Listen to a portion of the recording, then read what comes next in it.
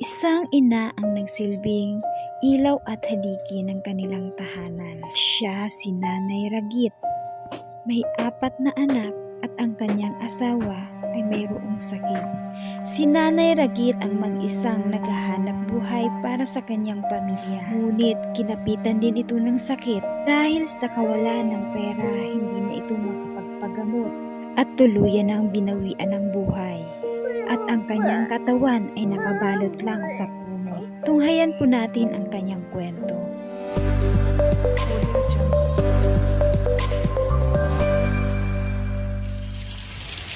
Ayan po mga kasimple, bigla po kami napasugod po dito sa lugar po ng na Lagunoy, San Rafael. Ayan, kasali po si Polanos Vlog, basang-basa na kami ng ulan. Ayan. Kasi mga kasimple, ayan, may nakita po kami sa Facebook kanina na talagang sobrang nakakailangan po ng tulong. Ayan, meron po makikipagkita po sa amin dito. Ay, yung batang sikat na vlogger dito. Ayan, makikipagkita po sa amin yung nanay niya. Ayan mga kasimple, nandiyan na po ata si nanay ni Kia. Mga kasimple, ayan nakita na natin siya. Ayun siya oh. Nakapayong na pink. Punta na natin na. Si mama po ni Kia. Tama po, ikaw mama ni Kia. Ayan, sikat na vlogger po dito sa Lagunoy. Paki-follow po yung anak. Ay, sino po? Yan po, tugag niya pa po iyan. Ah, ito. Ano pong ginagawa niya dito? Ano ginagawa niya? Laboy din po siya. Ay, may ano siya. Hindi mahirap po ang daandig na. Oo. Ano pong kwento ka ito na kang nanay? Ano, sabi nung asawa ko ay nagkalagnat daw. May lagnat daw kagabi, sobrang taas ng lagnat. Pero meron na talaga siyang iniindang bukas sa tiyan. Oh. Siya na lang yung naghanap buhay sa pamilya niya. Kasi may sakit din daw yung asawa. Tapos yung anak pa, nagkaaroon din ng sakit. Nawala rin sa sarili yung isang Nasaan na po yung anak niya na yun? Kanina na isama namin siya dito pero ewan ko lang kung andito siya kayo. Kaya mga kasimple, nakarating na po tayo dito sa bahay nila. May tawag kayo dyan. Pasugod po kami dito ngayon mga kasimple sa lugar po ng Lagunoy. Dahil meron po dito, nangangailangan po ng tulong talaga sa ngayon. Kasi po isa pong nanay ang namatay po dito na nakabalot lang siya sa kumot. Alay si nanay po, siya na lang po ang tumataguyod po dapat sa mga anak niya. Kasi yung asawa niya po ay meron din pong sakit. Kaso po na maalam na din po. At ngayon po sobrang nakakaawa po ang kalagayan. Wala pa po ni isang gumagalaw sa kanya. Nakabalot pa rin po siya ng kumot dito sa bahay nila. Pasukin natin mga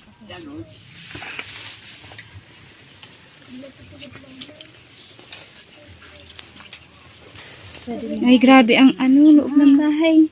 Putik na po baga dito. Grabe na ang laboy. Mga kasimple, kasama po natin dito si Ma'am Lucel. Ayan, siya po yung nag-post sa Facebook, kaya po nakita po namin. Mama ni Kia. So mga kasimple, grabe po yung itsura ng bahay nila dito. Yung tulo ng ulan, oh. Ayun, oh, mga tubig na yun, oh. Grabe. Paano po kayo nakakatulog dito, tay? Diyan po dito nakakatulog. Ay, diyan kayo natutulog. Dito po yung yung bangkay po ng ninanay nandito sa higaan, nakabalot lang siya ng kumot. Ano pong pangalan niyo, tay? Yung asawa niyo po, anong pangalan? Rosalie, Rosalie. Kailan po siya namatay? Munyang sa naman aga, kasi baulaga. Mga anong oras po? Alas 8:40. Bakit po hindi niyo pa po naidala sa Alam mo, grabe kasuuran, kasudma. Naan sabi, kung nalasya, pag-alam nga ng bulong. Marinay na nga ako. Pwede nga yan, so utong siya din tulak. So utong bilong-bilong. Dapat ka so tiranan ko sa ito na. Kaya so, mayong pira kami. Nadaiman na ako yan. Pagkatagal niya ako, sabi na ako ng tulak ako minsan. Tapos pagkakanon, nalampasan pa. Apig mati yan tulak, tapos yan ang dagan. Nagparabo yan, nakan Domingo. Nakan Alas 8. Ba't hindi pa po siya nadala sa embalsamar? O dahil pangalan, sabi ko nga, tuntukan ka rin laki. Dahil pangalan kayo, dahil pangalan kain di, mag-ahin na. Kaya ako, oras na laman. Sa tingin niyo tayo, may pupunta pa ba dito? Iba pa. Na kukuha sa kanya? O, sila. Kasi ilang oras na po, anong oras Yung na nga yung niyo, hapon na, wala. wala pa din yung kumukuha. Alas 8 na, o. Kuya na, alas 3. Labi na, alas 3. Mayo pa. Nailapit niyo po ba sa barangay, tay? Iyon, ano ko, paglakaw na nga na eh. May ano na po siya, kabaho. O, hindi ka ano, mahal. Eh, kung mantanong kayo, pati kung hindi, pasok kabuang ko. Ilan po ang anak niyo, tay? 4 na naman. 4? Mga nag-aaral po. O, entero ng eskwela. Oto ang lain na ng eskwela. Nabalitaan ko tayo isa po sa anak niyo ay nawala din sa Katinoan. O, yan nga, ito laki. O, panduwa sa matuwa yan. Magaling na po siya ngayon. Na ipanganay. Yun nga yung sunod minsan. Ipapagamot niyo. Ipabaog mo. Ipabulong mo yan. Grabe. Grabe po yung bahay niyo tayo, parang magigiba na. Yung man talaga. Araw mo mayong pan. O yan. Bakal, malangan yun. Yung naman yun. Staling lang sa mga bado. Grabe mga kasimple. Sa semana di kong tulog dahil gubantay ganito. Minakulong. Sige po. Ay, sorry po. Ay, hello, Nay. Kapatid niyo po, si Nanay? Ayan po lalaki ang tugang ko. Tayo, may bibigay po ako. Pandagdag po ngayon, 2,000 po. Diyan na lang, kuya. Parang... Salamat sa nang mga ma'am. Ako po si Simplikat, ma'am. Yun naano ko po yan sa Facebook. Salamat natin, ma'am. Ito po. Ito ang may Kamusta Isa na din siya naman ngayon, yun. Nay? Diyos ko Hello. po. Kamusta na siya ngayon? Di okay. Kailangan pa din ito. Iyon nga ang problema, may dapat nga Yun ipapagamot na siya. lang nga, ipapagamot mo naman yan eh. Ano, basang-basa na kami pa.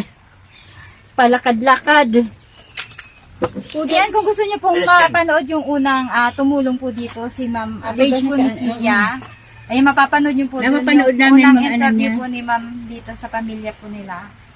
So, may mga nais po mag-abot Day- ng day tulong naman para kayo po sa- dito kay Tatay Felipe. Ay, message lang po kayo sa amin dahil at ito pong si Nana, hindi pa rin po siya na ilalagay sa kabaong. Ayan, ilang oras na po.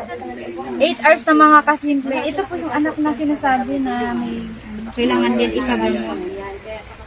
Na may nakakalimutan. Ba't po ba? Ano nangyari sa kanya? Ba't po siya nagkaganyan? Kaya ang sabi daw, nakakataw ka na hayang. Sa aso?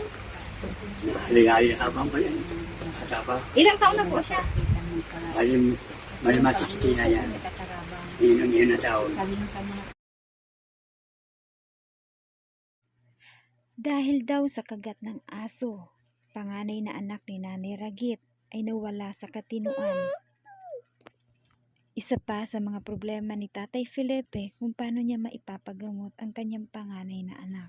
Kaya naman nananawagan si Tatay Felipe na matulungan sila upang mapagamot ang kanyang panganay. Ayan ang mga kasimple. Kukunin na si nanay.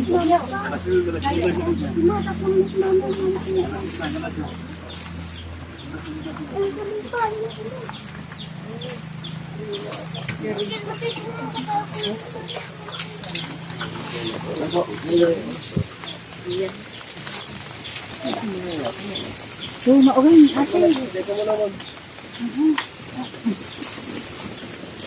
Auran. Pwede naman, andi mo sa kami, agi yan. At paano sindunat na? Ay, di man, may sagun agi, di man. Sign kita ma. Aje. Di man, malpili pa may sagun labot dyan. Mas nagula na Sumila paluwas.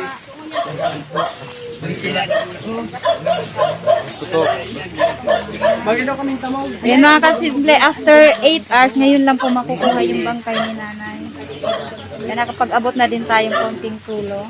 Ayan, so may mga nais po mag-abot ng tulong dito sa pamilya ni Tatay Felipe.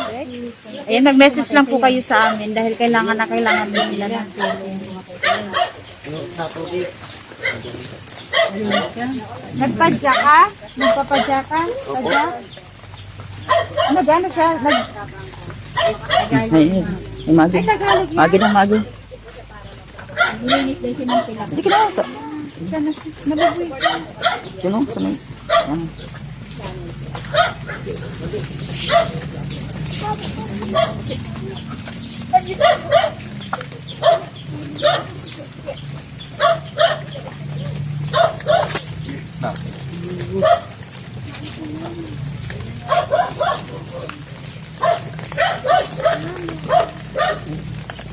Ululan, ululan, ululan.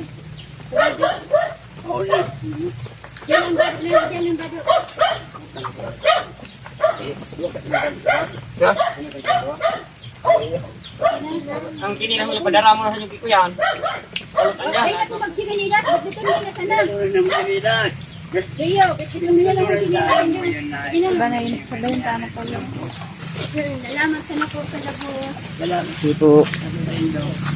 Salamat sana po. Sige po. Thank you po. Salamat sa gabos. Ng mga followers. Manoy.